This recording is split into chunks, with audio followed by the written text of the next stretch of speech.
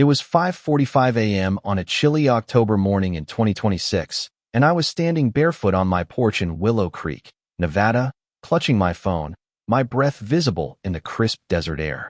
The sun was just starting to peek over the horizon, casting long shadows across my small farm. That's when I saw her, Lydia Harper, the self-appointed queen of our neighborhood's Green Oasis Committee, siphoning water from my tank like it was her personal reservoir. I couldn't believe it. "Lydia, stop stealing my water," I yelled, my voice cutting through the dawn stillness. She didn't even blink.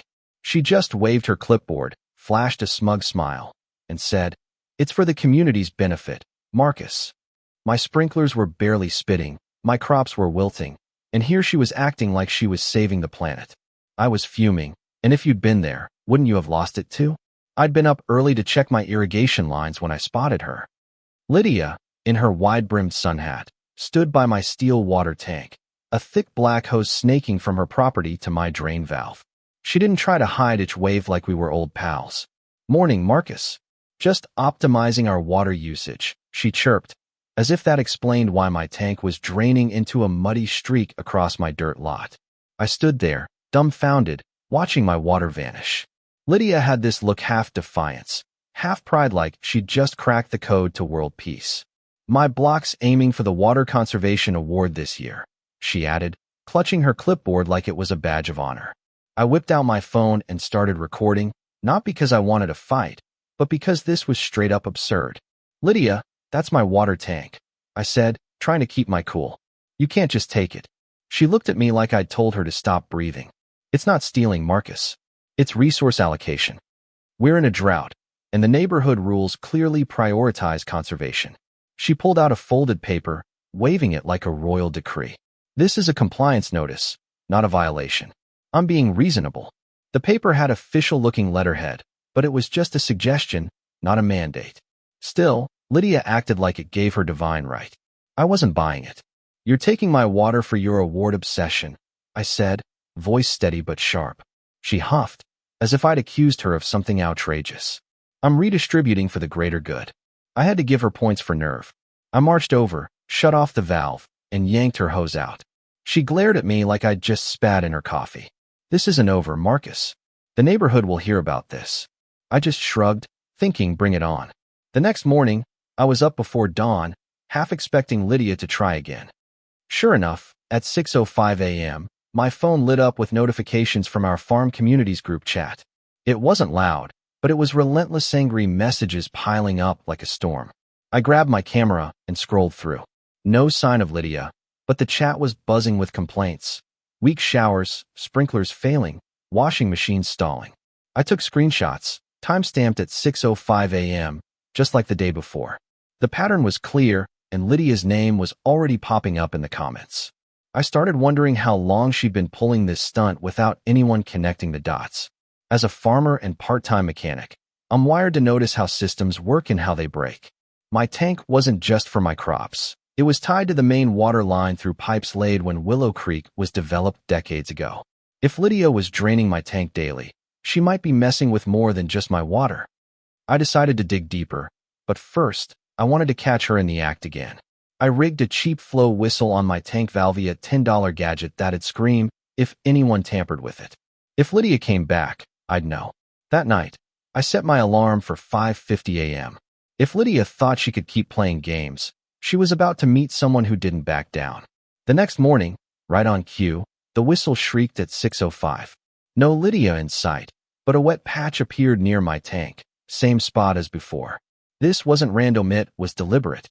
I called in Jake Larson, a local irrigation tech who'd been installing smart systems in Willow Creek for years. We met at the old diner by the grain silo, where farmers swapped stories over greasy coffee. Jake slid his tablet across the table, showing a pressure map of our area. "You're going to want to see this," he said. The map glowed with colors: blue for high pressure, green for normal, yellow for low. A yellow blob covered Lydia's block and a few nearby farms. "These properties are chasing a $50,000 conservation rebate," Jake explained. "But irregular pressure readings could tank it." The data showed my tank as a junction point in a 1990s-era backup Ringa secondary system designed to stabilize pressure during droughts.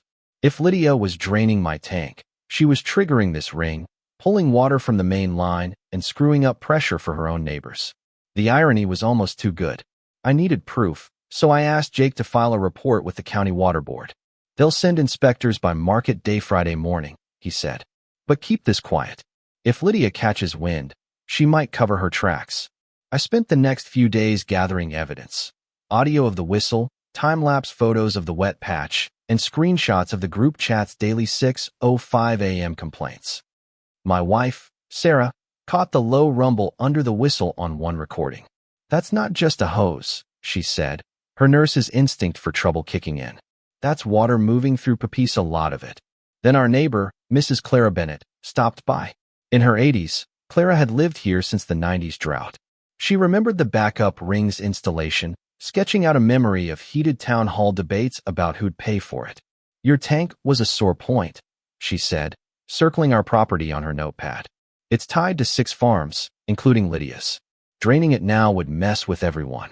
Clara dug up old permits from her attic, showing the system was still active, never decommissioned. If Lydia was triggering it, she was breaking county rules, not just HOA ones. Friday morning, I was ready. I'd marked my tank's drainage path with chalk lines, set up mirrors to catch sunlight on the wet spots, and aimed a time-lapse camera to log everything. At 6:20 a.m., the whistle morphed into a deeper groan, like the earth itself was protesting. My live stream caught water paths glowing in the chalk, stretching toward Lydia's block. Neighbors joined the feed, their comments a mix of panic and rage. Then the county's inspection van rolled in. 2 techs, led by Inspector Tom Reynolds, unpacked gear that looked like it belonged in a sci-fi movie: pressure gauges, flow meters, pipe scanners.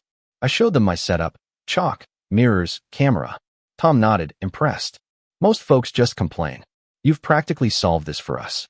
They hooked up monitors to my tank and the backup ring's access point. By 6:45, their gear pinged. Reverse flow detected, Tom said. Your tank's pulling from the main line, affecting 6 properties. Lydia's morning theft was activating the backup system, draining her own block's pressure. The data was undeniable. By Sunday, the county's automated alerts hit every phone in Lydia's tract at 6 a.m. Water system anomaly at 3921, Dusty Trail, my address. Reverse flow detected. Service area 9 to 4 affected. The group chat erupted. Neighbors marched toward Lydia's farm, phones out, recording her stunned face as they demanded answers. Lydia stood in her driveway, clutching her phone, her usual confidence gone. Marcus, did you call the county? She asked, voice shaky. I showed her the alert. I didn't call, Lydia. The system caught you. Jake pulled up with fresh data, a real-time map showing my tank feeding water to her street and back, a loop she'd unknowingly created. You've been stealing from your own neighbors, he said. Lydia's face crumpled. I was just conserving for the award, she mumbled. The second wave of alerts sealed her fake graphs, showing her 6:05 a.m. drainage caused every pressure drop. By 8 a.m., her phone was ringing off the hook. Neighbors, county officials, HOA board members. Tom returned with a cease and desist order. Interfering with county infrastructure violates Ordinance 53-9, he said. Stop, or face charges. Monday morning, Lydia was in full panic. I heard a rhythmic clank from her pharma hand pump, of all things, connected to a portable tank. She was pumping furiously, sweat dripping, trying to fix the pressure. Tom was back, his gear showing her efforts were making things worse, pushing water backward through the backup ring. A neighbor's meter was running backward. Lydia, you're breaking the system, Tom said, slapping a violation notice on her pump. She doubled down, claiming HOA authority, but her neighbors were done. Phones captured every desperate stroke, clips going viral with captions like, Pump Lady's Meltdown. By Tuesday, an emergency HOA meeting was called.